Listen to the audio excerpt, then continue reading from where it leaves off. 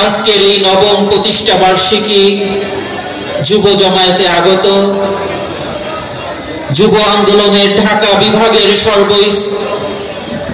জায়গা থেকে সহযোদ্ধা বন্ধুদেরকে আন্তরিক শুভেচ্ছা ও মোবারকবাদ। সংগ্রামী সহযোদ্ধা বন্ধুরা, হাঁটি হাঁটি পা পা করে আমরা যুব আন্দোলন আজ 9টি বছর পার করেছি।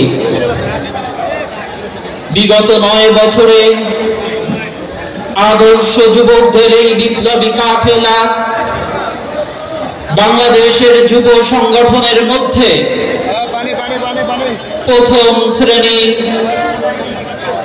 আদর্শবান এবং সাহাবে কেরামের অনুসরণে এক বিপ্লবী কাফেলার রূপ লাভ করেছে। বিগত 17ই জানুয়ারি জাতীয় যুব কনভেনশনের মাধ্যমে আমরা এদেশের সর্ববৃহৎ যুব সংগঠনের প্রমাণ স্থাপন করেছি।